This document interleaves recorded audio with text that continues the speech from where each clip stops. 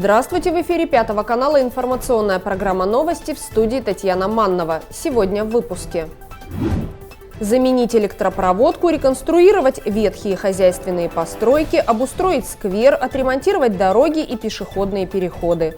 Эти и ряд других работ предложили интинцы провести за счет проекта «Народный бюджет». Денежное поощрение за успехи и достижения юных талантов. Победителей и призеров различных конкурсов и соревнований представили к наградам. Призвание искусства. В детской школе искусств прошли мастер-классы и концерт музыкантов-профессионалов Республики Коми. Профилактика и снижение дорожно-транспортных происшествий с участием несовершеннолетних. В Инте состоялся конкурс «Безопасное колесо». Интинцы принимают активное участие в федеральных и региональных программах. В рамках реализации проекта «Народный бюджет» горожане продолжают организовывать собрания и выносить на обсуждение общественности предложения по проведению в округе ремонтных работ, развитию городских объектов и приобретению необходимого оборудования. В минувшую среду в актовом зале администрации прошла очередная встреча с общественностью города в рамках обсуждения инициатив для внесения в проект «Народный бюджет». Проект «Народный бюджет» стартовал в муниципальных образованиях республики 1 июля 2016 года. Жителям городов и районов было предложено самим выбрать, на что следует тратить выделяемым муниципальному образованию средства. 25 ноября 2021 года состоялось заседание межведомственной комиссии по отбору народных проектов на 2022 год. Комиссией был утвержден перечень, состоящий из 505 народных проектов на общую сумму из республиканского бюджета более 286 миллионов рублей. Народные проекты, прошедшие отбор, будут реализованы до 1 ноября 2022 года. Из них на территории МОГУ-НТА в указанных сферах на 2022 год у нас будет обустроена детская игровая площадка в селе Петрунь. Общая сумма проекта 982 тысячи рублей. Обустроено кладбище в селе Косевом. Это на 2,6 миллиона рублей. Ремонт моста через ручей в селе Отзивовом в рамках благоустройства на 615 тысяч рублей. Ремонт павильонов скважин в селе Косевом на 1 345 тысяч рублей. И приобретение инвентаря, пакеты, перчатки, веники. Это в рамках охраны окружающей среды для наших отрядов мэров. В этот раз на обсуждение были вынесены проекты в сферах дорожной деятельности, благоустройства и обустройства источников холодного водоснабжения. Всего на суд общественности представлено 37 проектов. Большая часть – предложения сел и поселков округа, и лишь 11 – городские. В селе Петрунь отсыпка центральной улицы в селе Петрунь, восстановление профиля водоотводных канав, второй проект, третий обустройство кладбища в селе Петрунь, обустройство места ожидания вертолета, приобретение блочно-модульного здания, обустройство деревянного тротуара по улице Центральная, обустройство площадки временного накопления ТКО. Проекты села Косевом – это замена светильников уличного освещения на светодиодные, обустройство тротуара в селе Косевом, приобретение установка беседки для зоны отдыха в селе Косевом, ремонт моста через ручей в селе Косевом, приобретение установка информационных уличных стендов в селе Косевом, обустройство колодца в деревне Кочмес. Проекты ПСТ «Абись», отсыпка дороги от Ерпияк до станции Марков, восстановление профиля водоотводных канав и замена водопропускных труб в селе Косевом, отсыпка дороги от ЖД станции Абись до ПСТ «Абись», ремонт деревянного моста через ручей от станции Уса до деревни Абись, восстановление уличного освещения в ПСТ «Абись. Также в деревне Абись жители хотят заменить электропроводку в Доме культуры, а в поселке произвести реконструкцию ветхих хозяйственных построек, сараев и обустроить общественные выгребные ямы. Село Отзивовом заявило 4 проекта: восстановление уличного освещения, отсыпка дорог и спусков к реке, обустройство деревянных тротуаров в селе и обустройство площадки временного накопления ТКО. В городской черте жителям Инты было предложено 11 проектов, 6 из них по ремонту автомобильных дорог, а именно объездной дороги, подъездов к микрорайонам Западный и Южный, шахте Восточная и аэропорту, и участка дороги со станции до поселка Юстедор. 2 проекта предполагают восстановление пешеходных переходов. Также в рамках благоустройства благоустройства горожане хотят отремонтировать пешеходный тротуар на привокзальной площади поселка Верхняя Инта, обустроить сквер в микрорайоне Южный, отремонтировать проезды между дворами Дзержинского 21 и 21А и заезд во двор по адресу Горького 5А. По всем предложенным проектам присутствующие могли проголосовать по своему усмотрению. Назван размер новой выплаты на детей от 8 до 17 лет в Коми. Обратиться с заявлением на получение ежемесячного пособия можно в МФЦ, начиная с 1 мая, даже в праздничные дни. Сумма составит от 7700 рублей до 15,5 рублей. Ежемесячная выплата по указу президента Владимира Путина предоставляется с 1 апреля в случае, если ребенок в возрасте от 8 до 17 лет включительно является гражданином России и постоянно проживает на территории страны. При этом размер среднедушевого дохода семьи не превышает величину прожиточного минимума на душу населения, установленную в конкретном регионе на дату обращения за ее назначением.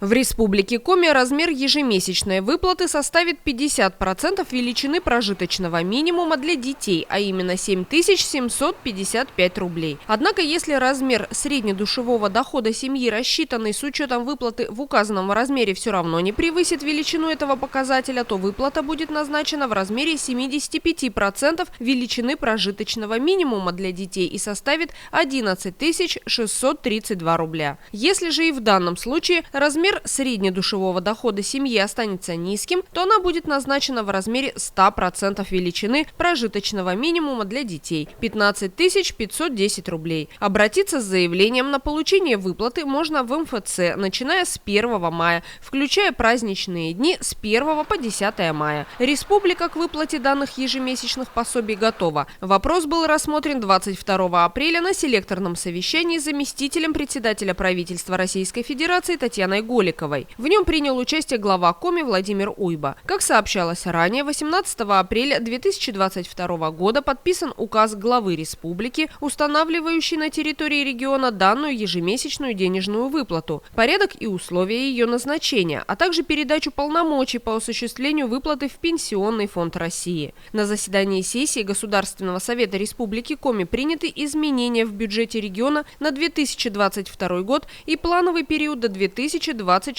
года. Министерству труда, занятости и социальной защиты Коми поступит 300 миллионов рублей на эти ежемесячные выплаты. Специалисты органов соцзащиты республики в клиентских службах отделения ПФР по Коми будут оказывать практическую и консультационную помощь гражданам при подаче ими заявлений через единый портал госуслуг. По предварительным расчетам в Коми ежемесячную выплату на детей в возрасте от 8 до 17 лет смогут получить более 24 тысяч человек.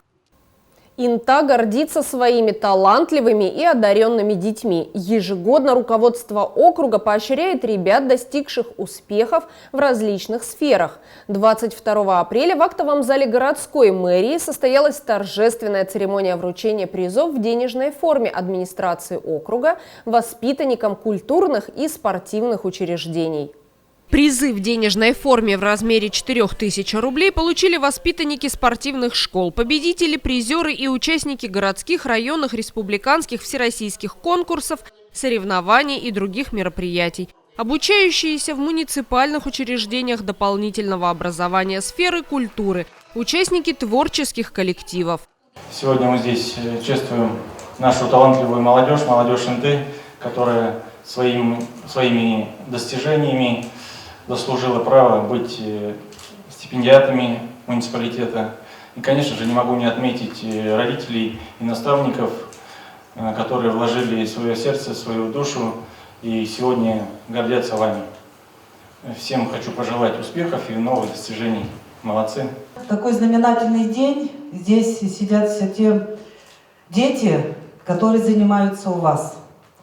И сегодня мы видим ваш труд в их победах. То есть это премия, это заслуженная работа ваша, родителей и детей. А вы, ребята, ответственные, целеустремленные, идете к цели прямо, не шагая, так сказать, в стороны. И мы гордимся и будем гордиться, что вы, как в песне поется, родом из Инты. Счастья, здоровья, всего наилучшего вам. Первыми за наградами вышли стипендиаты, достигшие успехов в области культуры. В этой номинации, как всегда, наибольшее количество наград. Призами в денежной форме отмечены 27 человек. Большинство ребят – воспитанники детской школы искусств.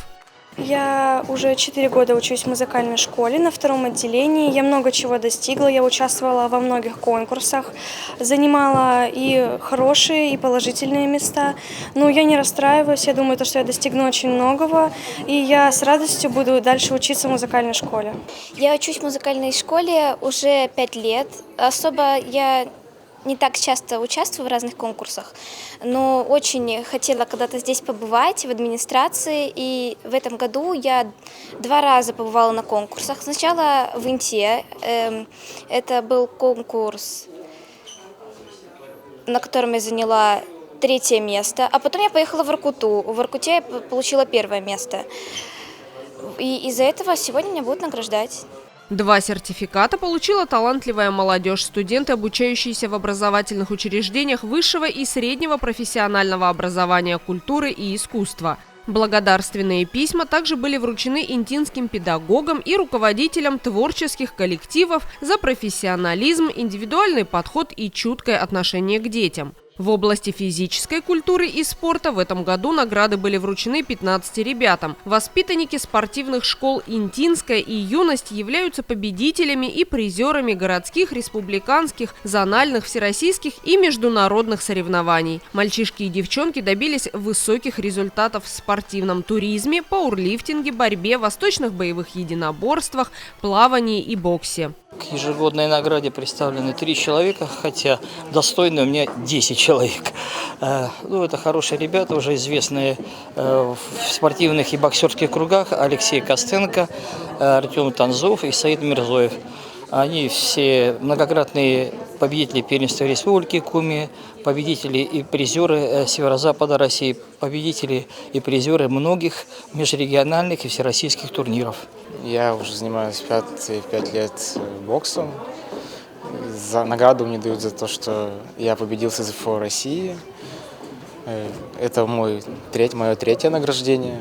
Не все спортсмены и тренеры смогли лично присутствовать на торжественной церемонии награждения в городской администрации. Борцы и пловцы спортивной школы «Юность» в этот день защищали честь города на выездных соревнованиях. Руководство Инты поблагодарило ребят и их родителей и наставников, которые развивают, поддерживают и помогают талантливым и трудолюбивым мальчишкам и девчонкам достигать успехов. С официальными пожеланиями стипендиаты, педагоги и родители принимали поздравления от образцового коллектива вокального ансамбля «Непоседы», который преподнес в качестве подарка музыкальный номер.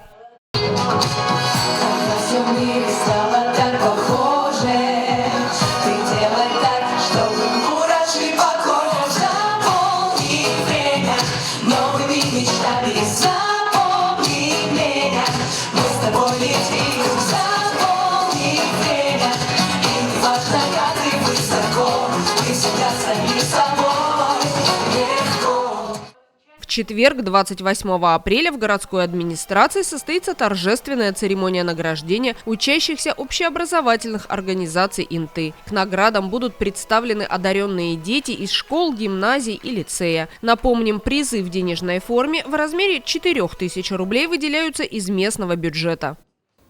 Даже специалистам самого высокого уровня время от времени требуется повышать свою квалификацию и узнавать что-то новое. Сотрудники учреждений культуры постоянно участвуют в различных семинарах, тренингах и деловых играх.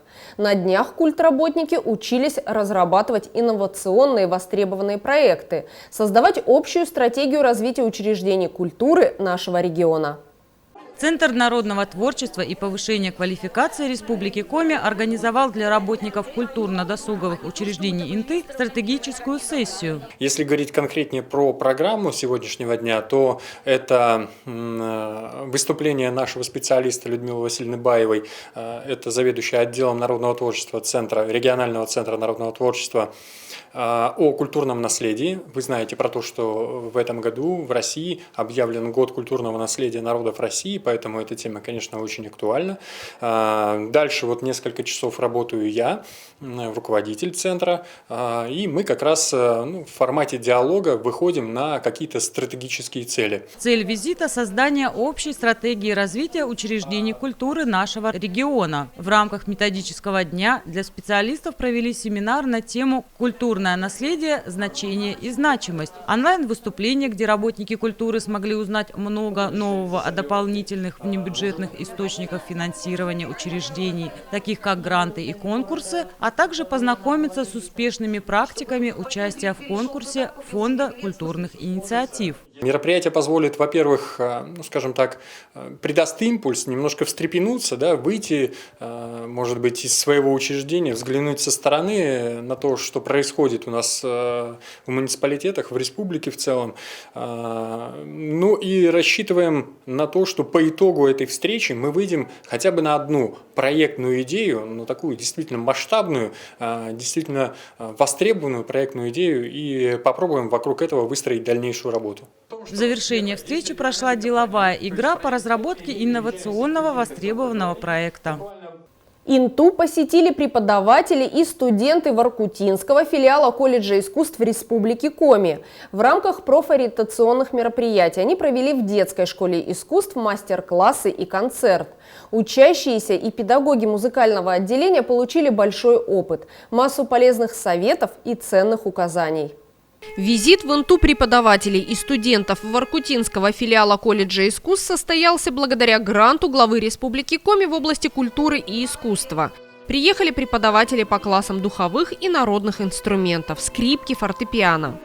Помимо концерта, который мы с собой привезли, у нас появилась возможность еще привести преподавателей, которые занимаются с детьми в музыкальных школах. Это наши потенциальные абитуриенты. Нам важно с ними поработать, посмотреть, как они работают, как они являют свои знания, свои таланты, ну и передать свой опыт и мастерство. Вот сегодня я работала с учениками 6 класса, поскольку я сама музыковед, теоретик и в колледже преподаю в том числе теоретические дисциплины. Сегодня у нас был урок сольфеджио с учениками 6 класса, и частично здесь были уже дети, которые занимаются дополнительно и, я надеюсь, собираются стать студентами колледжа. Я учусь на фортепиано в 7 классе, выпускной класс. Мне очень понравился мастер-класс, потому что я узнала очень много интересного, и он очень познавательный был. Нижняя губа чуть-чуть подвернута, чуть-чуть, да, ставим. Ну, берем. Так, сильно подвернула, да, сомкнула губы, и теперь давай подачу. Атака, начало. Так. Вот. И протяни ноту. Работа велась с каждым ребенком индивидуально. Точные замечания практически сразу преображали исполнение того или иного музыкального фрагмента. Мастер-классы проходили в дружелюбной атмосфере. Учащиеся детской школы искусств познакомились с преподавателями из Воркуты и даже смогли ненадолго почувствовать себя студентами колледжа искусств.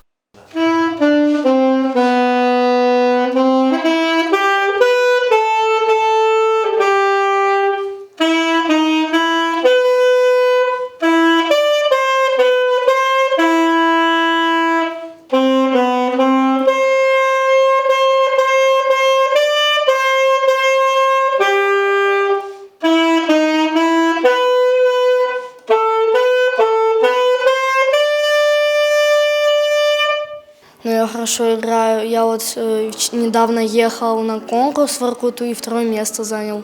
Мне очень сегодня понравился мастер-класс, он был очень познавательный, даже я смогла поиграть первый раз на флейте. Подкупает, конечно же, энтузиазм преподавателя, учеников, то, что дети занимаются с интересом, глаза горят,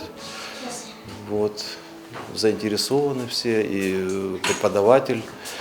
Молодец, наш бывший выпускник, он закончил свое время и продолжил с достоинством, здесь себя показал, его дети выступают на конкурсах, занимают места. Учреждения искусств тесно сотрудничают уже на протяжении многих лет. Недавно учащиеся Интинской ДШИ были в Воркуте. Ребята принимали участие в открытом городском фестивале искусств «Воркутинская параллель». Интинцы достойно выступили и завоевали много наград. Да, занимаюсь я уже 3 года. Выбрал я этот инструмент, потому что маме тоже он очень нравится. Мне приносит удовольствие эта игра. Все у меня получается. Я музыке хожу несколько дней в неделю, дома занимаюсь еще. Ездил уже на фестивале, «Северные звезды» ездил. Вот еще недавно в Воркуту съездил. Был за этот учебный год 2 выезда в Печору на фестиваль и в Воркуту ездили. Тоже 2 конкурса в Воркуте отыграли. Заняли 2-е, 3-е место. На первом конкурсе, на втором конкурсе уже заняли 1-е, 2-е, 3-е место. Ездил 3 ученика, 3 места забрали. По словам преподавателя Интинской детской школы искусств Александра Долгих, который, кстати, сам закончил Воркутинский колледж искусств и приехал работать в Инту, научиться красиво играть на саксофоне или флейте несложно. Главное иметь время, желание, проявлять усердие и упорство. Сейчас детей очень сильно загружены дети и практически дома не могут позаниматься. А если будет свободное время, то несложно, никак не научиться. У меня занимается частница, женщина уже взрослая. И она буквально за 2 года освоила всю школьную программу. У нее просто желание есть. Еще раз. Смотри, ты, получается, опору делаешь на этом пальце, да? То есть ты висишь на нем, а у тебя вот эти пальчики главные.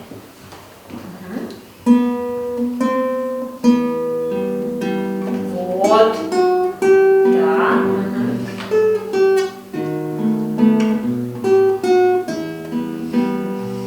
Преподаватель Воркутинского колледжа искусств по классу домры и гитары Ольга Слепокурова, бывшая интинка, выпускница 9-й школы. В 2004 году она закончила детскую школу искусств, поступила в Воркутинское музыкальное училище, а затем в Петрозаводскую государственную консерваторию. Сейчас живет и работает в Заполярье, но с радостью приезжает в Инту. Я сегодня занималась с домристами и с гитаристами. Это детки, ну и совсем маленькие были, второклашки, и постарше были. Вот последняя девочка была гитаристка, 4 класс. Детки разные, с разными способностями, но в целом хорошая школа, хорошая подготовка у детей. Ну, есть какие-то, да, всегда в музыке учатся очень много лет, и нет предела совершенства, всегда есть, что можно дополнить, подправить, и мне очень понравилось сегодня, что контакт с педагогами был такой, они вот прям очень открыто, ну, у нас всегда очень тесный контакт с преподавателями Интинской школы. Я приезжаю и на конкурсы, меня приглашают, и с концертами мы очень часто приезжаем, поэтому я очень рада была приехать и пообщаться и с преподавателями, которые еще меня учили, и с детьми, и быть чем-то полезной для них. Я сама являюсь выпускницей Воркутинского музыкального училища, как оно тогда называлось, сейчас это колледж искусств. Совсем недавно мы вернулись с конкурса «Воркутинская параллель», где моя ученица стала лауреатом 2-й степени. Очень приятно и радостно было посетить родные стены, вспомнились студенческие годы, вспомнились преподаватели, любимые преподаватели. К сожалению, многие уже разъехались, но тем не менее родные стены встретили нас очень тепло. Это конкурс «Воркутинская параллель». На ней я получила лауреат 2-й степени. Для этого я много занималась. Мастер-классы проходили несколько часов. После проведенных уроков студенты и преподаватели колледжа искусств выступили для интинцев с концертом.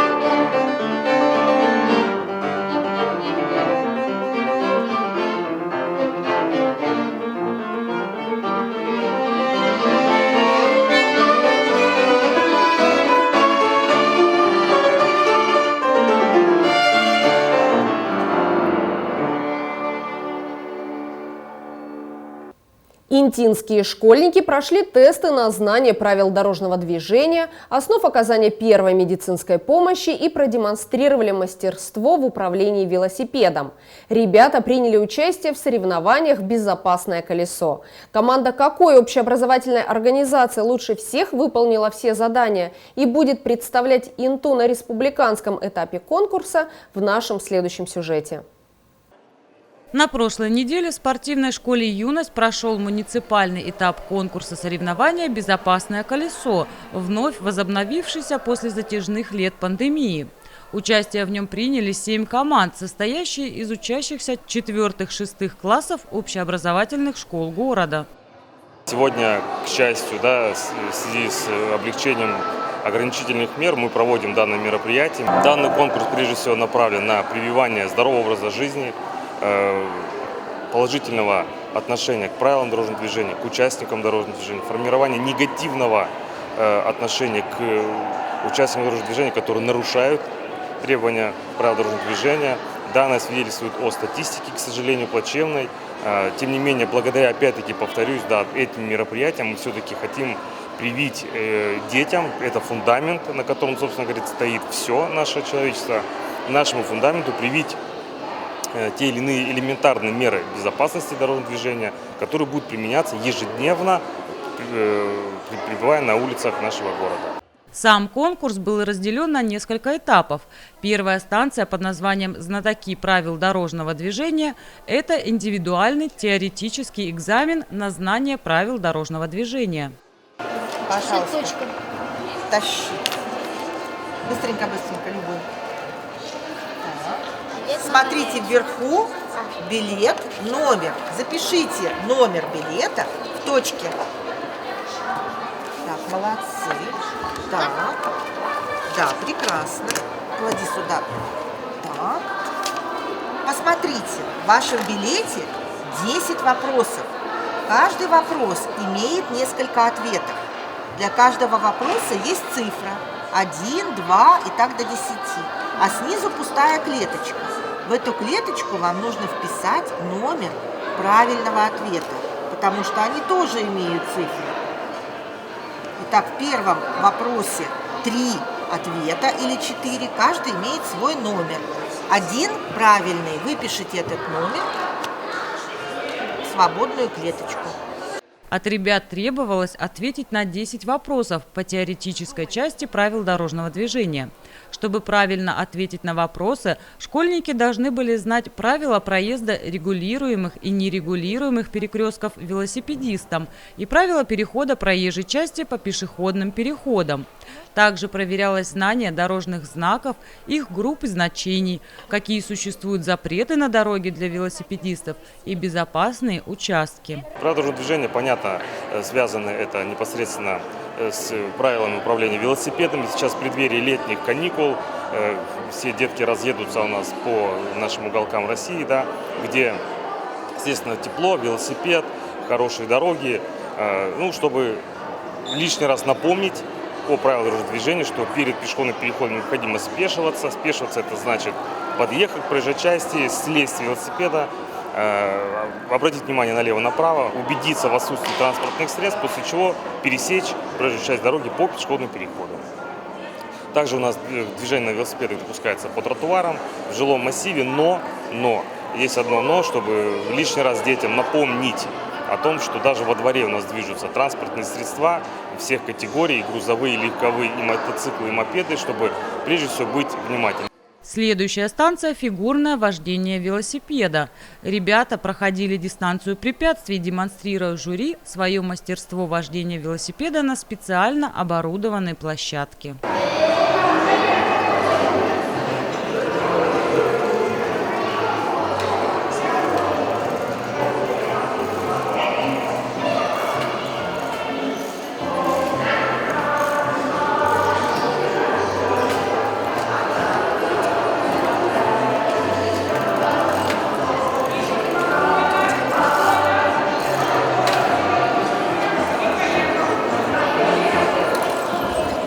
На данном этапе счет велся по времени, затраченному на прохождение пути.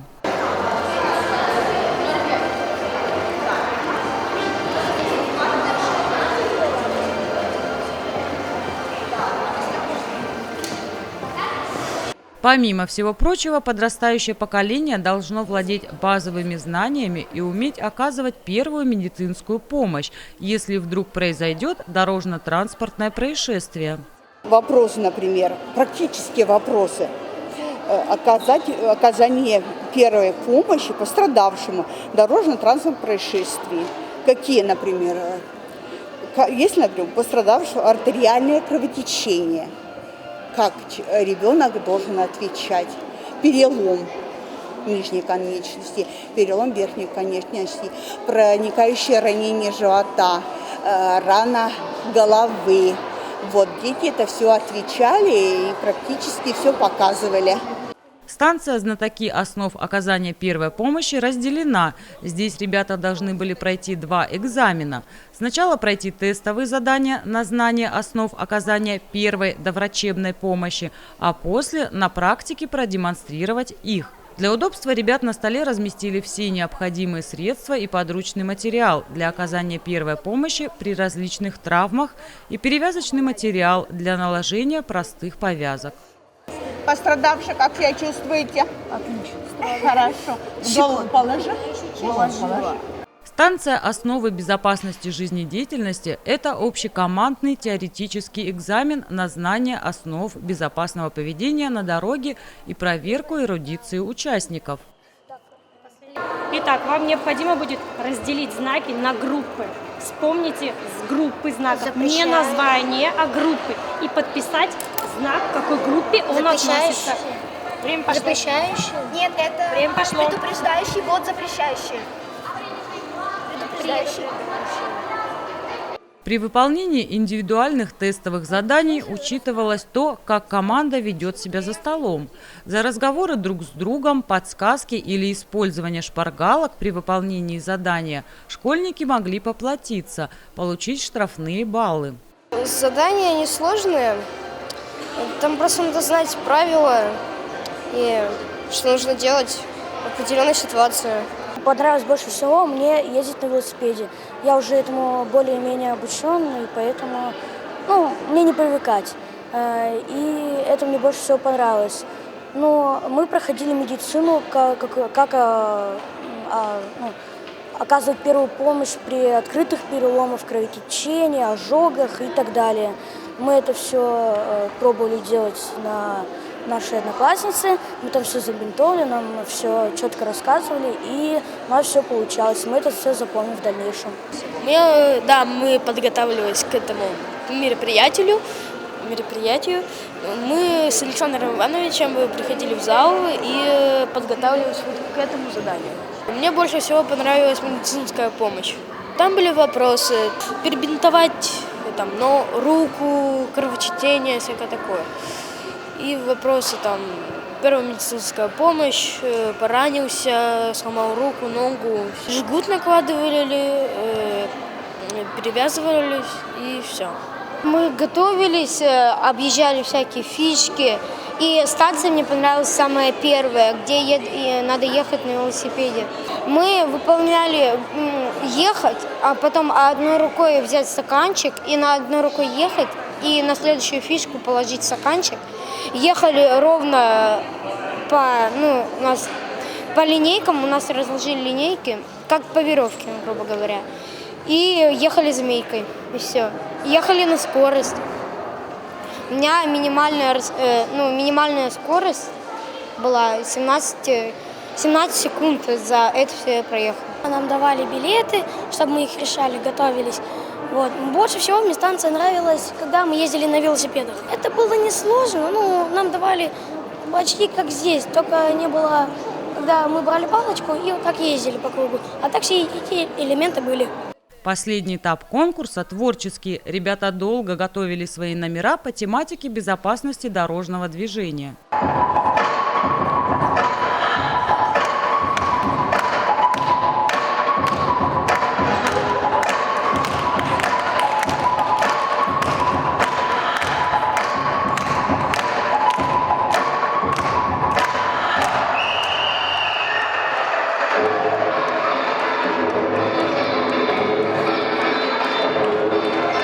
В Выступление должно раскрывать важность использования световозвращающих элементов пешеходами в темное время суток.